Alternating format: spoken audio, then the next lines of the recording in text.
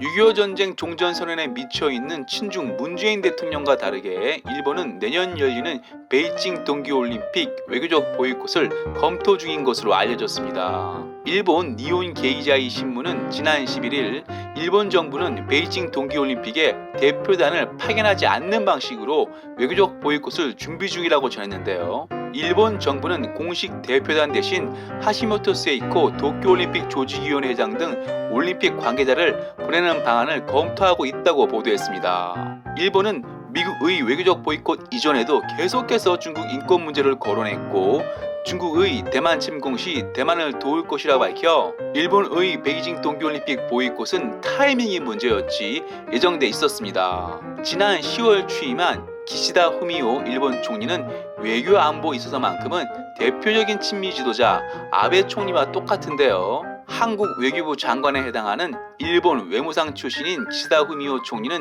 신장 지역 인권 문제도 거론했고 대만 유사시에 일본은 대만을 도울 것이라 해 친미 반중을 확실히 했습니다. 친미 반중을 확실히 한 일본과 다르게 문재인 정부는 베이징 동계올림픽 외교적 보이콧을 하지 않겠다고 했는데요. 문재인 대통령은 한국 호주 정상회담 직후 기자회견에서 베이징 동계올림픽 외교적 보이콧 여부에 관해 한국 정부는 검토하고 있지 않다고 밝혔습니다. 한국 동맹국 미국은 보이콧 여부는 각국이 결정한 몫이라고 했지만 한국도 베이징 동계올림픽 보이콧을 했으면 하는 눈치입니다. 젤리나 포터 미 국무부 대변인은 지난 13일 전화브리핑에서 베이징 동계올림픽 외교적 보이콧을 검토하지 않는다는 문 대통령 발언이 한미동맹에 영향을 주는지에 관해 우리는 동맹과 분명히 협의를 해왔다고 강조해 한국도 보이콧을 했으면 하는 뉘앙스를 남겼는데요. 젤리나 포터 미 국무부 대변인은 미국은 신장 지역 인권 문제 등을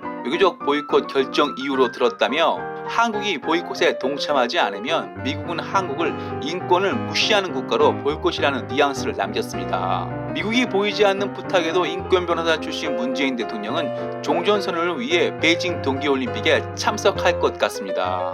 문재인 대통령은 지난 9월 유엔 총회에서 종전선언과 관련해서는 미국, 북한, 중국 모두 원칙적으로 찬성한다고 밝혔는데요. 6.25 전쟁 종전선언을 하려면 6.25 전쟁 정전협정 당사자 미국, 북한, 중국이 일단 모두 모여야 하기에 친중 문재인 대통령은 베이징 동계올림픽에 직접 참석하지 않는다면 한국 공식 대표단이라도 보낼 것입니다. 문재인 대통령이 베이징 동계올림픽에 참석하거나 공식 대표단을 보낸다면 동맹국 미국은 한국을 친미 반중 일본과 다르게 반미 친중 국가로 볼 것이고 미국과 자유국가로부터 왕따를 당할 것입니다.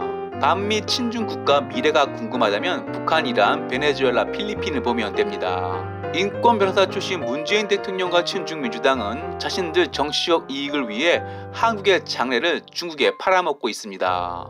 와튜브 마치겠습니다. 유익했다면 구독, 좋아요, 회원 가입 부탁합니다.